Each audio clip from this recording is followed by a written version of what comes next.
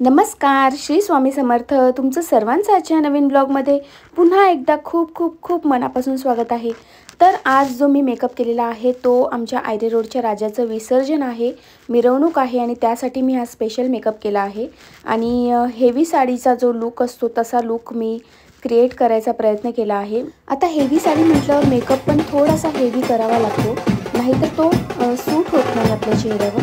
त्यामुळे मग मी फाउंडेशन वगैरे यूज केलं आहे आणि फिटनेसचं जे फाउंडेशन आहे ते मी यूज केलं आहे आणि खूपच छान त्याच्याने ग्लो आला आहे चेहऱ्यावर. त्यानंतर लिपस्टिक वगैरे तर मी झुडिओचेच वापरले आहे. तर संध्याकाळचे साधारण 7-7:30 वाजले असतील आणि विसर्जन मिरवणुकीला सुरुवात झाली होती. गणपती बाप्पाची मूर्तीसुद्धा बाहेर काढली होती. आम्ही सगळेजण तयार होऊन एकदम रेडी होऊन जमा झालो होतो गणपती बाप्पाला निरोप देण्यासाठी. आणि एकदम वाईटसुद्धा वाटत होतं की 5 दिवस आपण गणपती बाप्पासोबत होतो आणि आता गणपती बाप्पाचं विसर्जन करायचं, तर थोडंसं वाईट तर वाटतंच. पण 5 दिवस जेव्हा गणपती बाप्पा असतात ना, सगळं वातावरणच बदलून जातं. एकदम सगळीकडे एकदम प्रसन्न प्रसन्न वाटतं आणि असं वाटतं जणू काही आपला घरचाच गणपती आहे. त्यामुळे निरोप देताना थोडासा त्रास होतो. पण आता आपण निरोप दिला तरच पुढच्या वर्षी बाप्पा पुन्हा येणार असं आपण स्वतःला पुन्हा समजवतो आणि गणपती बाप्पाला निरोप देण्यासाठी आम्ही तयार होतो.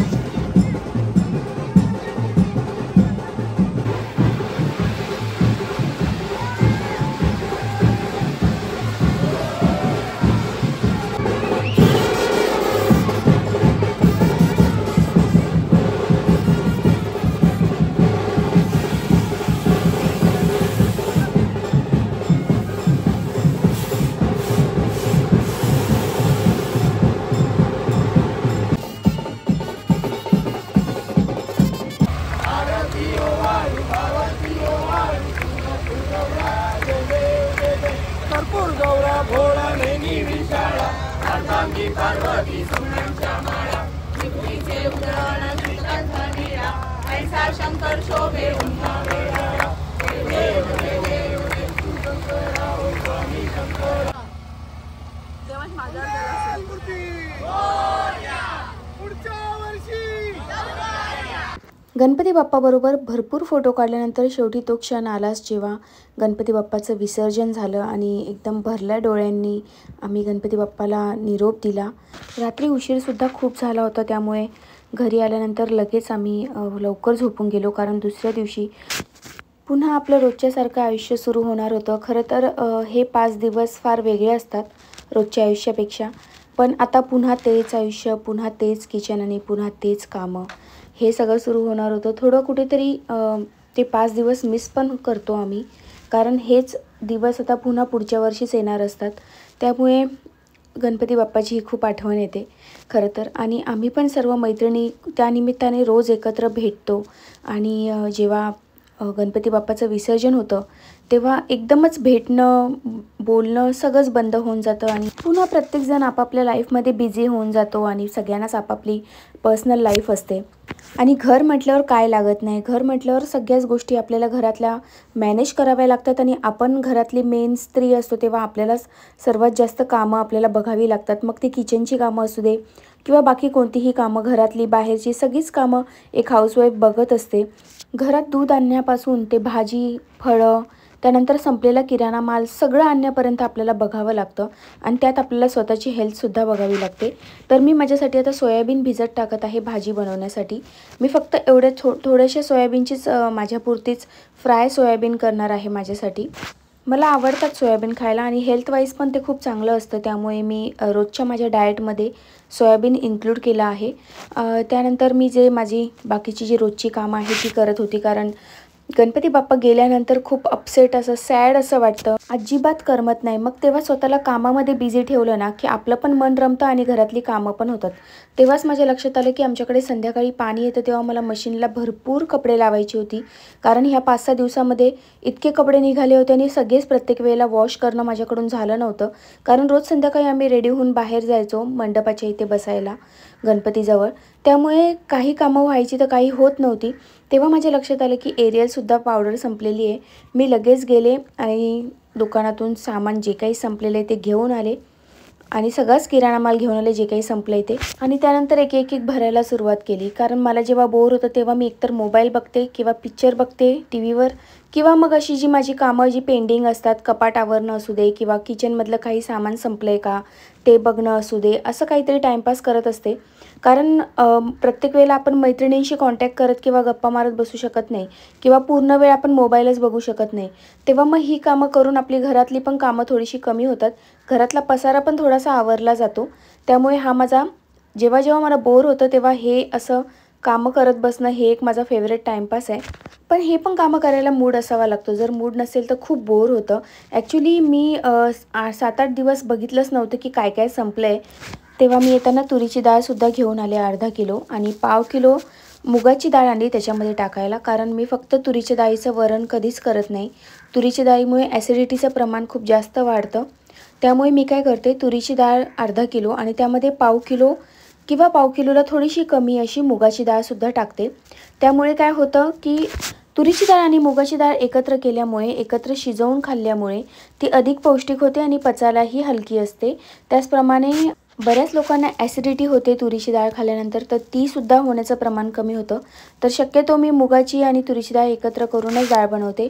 हो, टेस्टमध्ये थोडासा फरक पडतो, म्हणजे फक्त तुरीची डाळ ही जास्त टेस्टी लागते, पण प्रत्येक वेळेला टेस्टचा विचार न करता आपण कधीतरी हेल्थचा सुद्धा विचार केला पाहिजे. तर मी तुम्हाला आता दाखवते की मी जे ऑर्गनायझर्स मागवले होते मिशोवरून, ते मी कशाप्रकारे ऑर्गनाईज केले. तर मी फ्रूट्स ठेवण्यासाठी ही फ्रूट बास्केट यूज केली. त्यानंतर हे जे स्टिकर्स मी आणले होते जे हँगर्सचं काम करतात. आता आपण टाईल्सला तर खिळे ठोकू शकत नाही, तर अशा ठिकाणी हे हँगर्स, त्याचप्रमाणे हे जे खिळ्यांचे स्टिकर्स आहेत ते खूप छान युजफुल होतात आणि आपण आपल्या ज्या काही हँगिंगच्या वस्तू आहेत ते याच्यावर हँग करू शकतो. यावर मी आता एक हँगर जे आणलं होतं ते डीमार्टमधून आणलं होतं. त्याच्यामध्ये मल्टिपल ऑप्शन्स हँगर्ससारखे आहेत. आपण त्याच्यावर बऱ्याच गोष्टी म्हणजे हँग करू शकतो. मग त्याच्यामध्ये आपले कपडे असू दे किंवा स्कार्फ, आपले रुमाल, त्यानंतर बॅग्स, अशा सगळ्या गोष्टी, छोट्या छोट्या गोष्टी आपण हँग करू शकतो.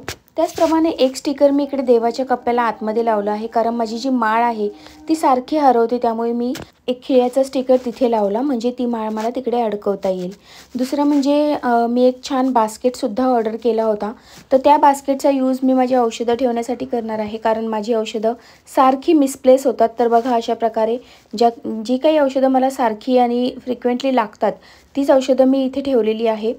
रोज लागणारी औषधंच फक्त मी इथे ठेवली आहेत, बाकीची औषधं मी इथे ठेवली नाही आहेत. पण किती व्यवस्थित प्रकारे मी ऑर्गनाईज केली आहे ते तुम्ही बघू शकता. हे ऑर्गनायझर्स खूपच युजफुल आहे. त्यानंतर इथे सुद्धा मला फॉईल पेपरचा रोल जो आहे तो अडकवायचा आहे, पण माझा सध्या संपलेला आहे. त्यानंतर कप्स अडकवण्यासाठी आहे अशा प्रकारे एक हँगर मी घेतला होता, पण माझ्याकडे कप्स जास्त नाही आहेत, 3-4च कप आहे, त्यामुळे मी याच्यात अडकवले नाही. मी हे हँगर माझ्या ड्रेसिंग टेबलमध्ये यूज केलं, माझे ब्रेसलेट आणि माझे कडे वगैरे अडकवण्यासाठी. कारण हे कडे आणि ब्रेसलेट लवकर मिळत नाही जेव्हा आपल्याला घाईची वेळ असते, तर अशी समोर टांगलेले दिसले ते आपण पटकन यूज करू शकतो. तर हे सगळी कामं करता करता थोडंसं मला रिफ्रेशमेंट हवी होती. तर रिफ्रेशमेंटसाठी मी काय करते तुम्हाला माहितीच आहे, मी ग्रीन टी पिते. ॲक्च्युली माझा चहा पिऊन झाला होता एकदा, पण त्यानंतरसुद्धा मला पुन्हा चहाची क्रेविंग व्हायला लागली. आणि जेव्हा जेव्हा मला अशी चहा म्हणजे दुधाचा चहा प्यावासा वाटतो, तेव्हा मला स्वतःला कंट्रोल करण्यासाठी काहीतरी प्यावं लागतं. मग मी त्या दुधाच्या चहाला रिप्लेस करते ग्रीन टीने, आणि हे स्वतःला समजायचा प्रयत्न करते की ग्रीन टी ही जास्त हेल्दी आहे आणि रिफ्रेशिंग आहे. माझी ग्रीन टी थंड होते तोपर्यंत मी कोळंबी फ्राय करून घ्यायची ठरवली. ॲक्च्युली माऊला कोळंबी फ्राय खूप आवडते आणि म्हटलं चला तोपर्यंत आपण साफ तर करू शकतो कोळंबी. ॲक्च्युली त्या मावशी साफ करून देतात, पण त्या नव्हत्या, तर त्यांचे मिस्टर होते आज आणि ते फार वयस्कर होते. तर ते मला बोलले की ताई मला नाही साफ करायला जमणार, म्हणून मी तशीच कोळंबी घेऊन आली. 200 रुपयात मला जवळजवळ एवढी कोळंबी मिळालेली आहे. आता ही मी क्लीन करून घेणार आहे आणि मग त्यानंतर त्याला मॅरिनेशनसाठी ठेवणार आहे. मॅरिनेशन्सला कमीत कमी 20 ते 25 मिनटं मी ठेवते. आणि हे क्लीन करणं म्हणजे खरंच टास्क आहे, कारण मला हे फार बोरिंग काम वाटतं. मी जेव्हा जेव्हा कोळंबी आणायला जाते तेव्हा त्या मावशींना सांगते की मावशी तुम्ही साफ करून द्या, कारण कोळंबीचा जो पुढचा भाग असतो, तोंडाचा भाग, कधी कधी ना तो खूप लागतो बोटांना आणि आपल्याला एवढी प्रॅक्टिस नसते ना, त्या कोळी बायका त्यांना खूप प्रॅक्टिस असते फटाफट क्लीन करायचं, साफ करायचं. आणि आता मी फास्ट मोडवर हा व्हिडिओ केला म्हणून तुम्हाला फास्ट दिसतोय. ॲक्च्युली रिअलमध्ये सुद्धा इतका फास्ट व्हिडिओ झाला तर किती बरं होईल, म्हणजे इतकं फास्ट क्लिनिंग मला करता आलं कोळंबीला तर किती बरं होईल. पण ॲक्च्युअलमध्ये खूप वेळ लागतो, कारण कोळंबी साफ करणं म्हणजे आतली पोटातली सुद्धा घाण काढायची असते, ती पोटातली जी रेष असते ती सुद्धा काढायची असते. त्यामुळे मला बराच वेळ लागला क्लीन करायला. तर माझी तोपर्यंत ग्रीन टी थंड झाली. मग मी शांतपणे बसून ग्रीन टीचा आस्वाद घेतला. त्यानंतर मला माहिती होतं की पुन्हा मला काम करायचं आहे. कॅमेरा पुन्हा किचनच्या इथे सेट केला आणि माऊला भाताबरोबर कोळंबी खायची होती, म्हणजे तिला भाकरी किंवा चपाती नको होती, तर भाताबरोबर कोळंबी खायची होती. म्हणून मी काय केलं, आधी कुकर लावून घ्यायचा ठरवला. आणि कोळंबी तर माझी क्लीन करून झाली होती, फक्त आता तिला मॅरिनेट करायचं होतं. तर म्हटलं मॅरिनेशन होईपर्यंत आपला कुकर कंप्लीट होऊन जाईल, म्हणून मी आधी भाताचा कुकर लावून घ्यायचं ठरवलं.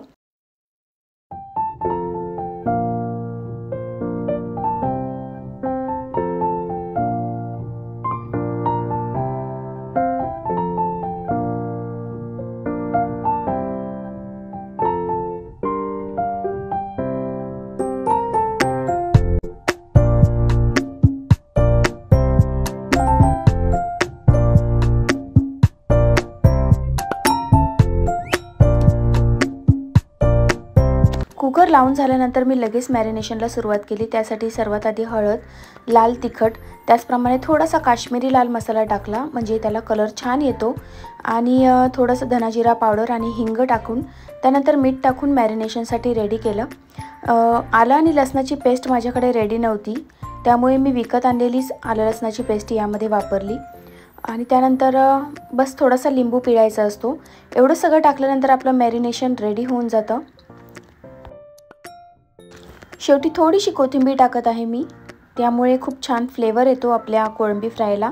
आणि मग नीट व्यवस्थित हलवून घ्यायचं आहे, म्हणजे सर्व मसाल्यांचं कोटिंग जे आहे ते कोळंबीला व्यवस्थित झालं पाहिजे. ॲक्च्युली याच्यापेक्षाही जास्त लाल कलर हवा होता मला, पण जर काश्मीरी लाल मसाला जर टाकला तर पुन्हा कोळंबी फ्राय खूप तिखट होऊन जाईल आणि जास्त तिखट खाल्लं की माऊला त्रास होतो. त्यामुळे मग मी थोडंसंच तिखट टाकलं. मॅरिनेशनसाठी 15 ते 20 मिनटं लागणार होते. तेवढ्या वेळात म्हटलं आपली बाकीची कामं आटोपून घेऊया, कारण 5-6 दिवस गणपतीमध्ये भरपूर नवीन नवीन साड्या, ड्रेसेस काढले होते, जे पुन्हा जागच्या जागी ठेवणं हे म्हणजे एक महत्त्वाचंच काम असतं, कारण ते जर पुन्हा जागच्या जागेला नाही गेलं की पुन्हा घरात पसारा होतो. त्यामुळे मी थोडा माझ्याकडे वेळ होता तेवढ्या वेळामध्ये हे ज्या माझ्या साड्या वगैरे होत्या त्या मी एकत्र केल्या, व्यवस्थित पुन्हा पॅक केल्या प्लास्टिकमध्ये. त्यांचे कवर्स जे आहेत त्यामध्ये पुन्हा ठेवून दिल्या, कारण आता मी ह्या साड्या ड्रायक्लीन करणार नाही. जेव्हा मला घालायच्या असणार नेक्स्ट टाईम कधीही घालायच्या असतील त्याच्या आधी मी या आता ड्रायक्लीन करणार आहे. आता मी अशाच ठेवून देणार आहे, कारण मी फक्त एकदा घातल्या, जास्त घातल्या नव्हत्या ह्या साड्या.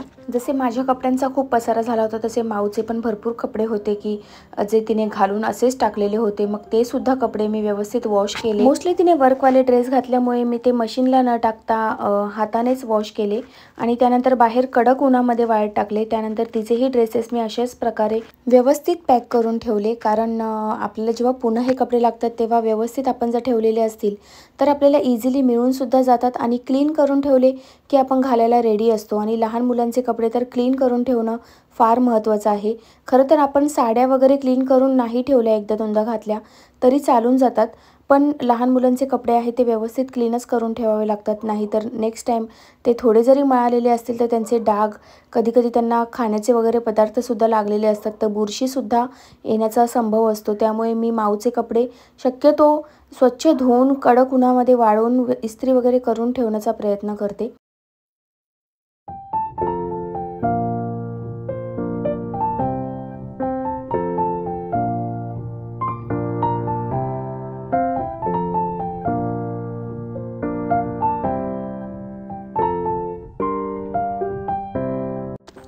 तर अशा प्रकारे माझ्यासुद्धा साड्या सगळ्या व्यवस्थित पॅकिंग करून मी आतमध्ये कपाटात व्यवस्थित ठेवून दिलेल्या आहेत. आणि एक माझं महत्त्वाचं काम झालं आहे, तर इकडे आपलं मॅरिनेशनसुद्धा कंप्लीट झालेलं आहे.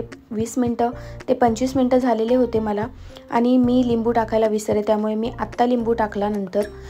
लिंबूमुळे कोळंबीला जो उग्र असा वास येतो तो येत नाही आणि टेस्टही खूप छान लागते. कारण आपण कोळंबी फ्राय बनवतोय तर थोडासा आंबटपणा आला की ती कोळंबी अजून जास्त टेस्टी लागते. त्यामुळे मी नेहमी मॅरिनेशन करताना लिंबू टाकते न विसरता.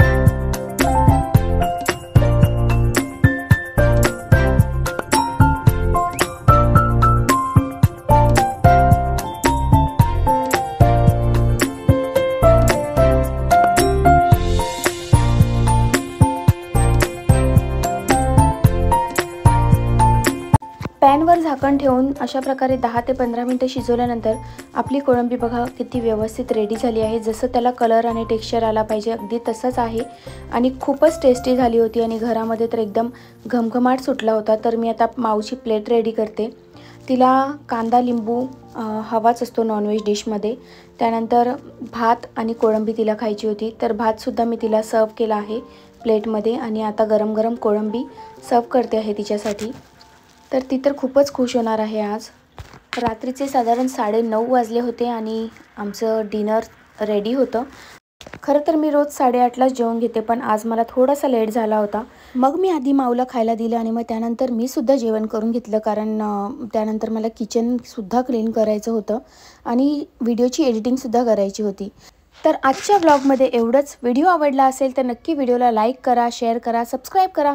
चला तर मग पुन्हा भेटू अशाच एका सुंदर व्हिडिओमध्ये. तोपर्यंत श्री स्वामी समर्थ.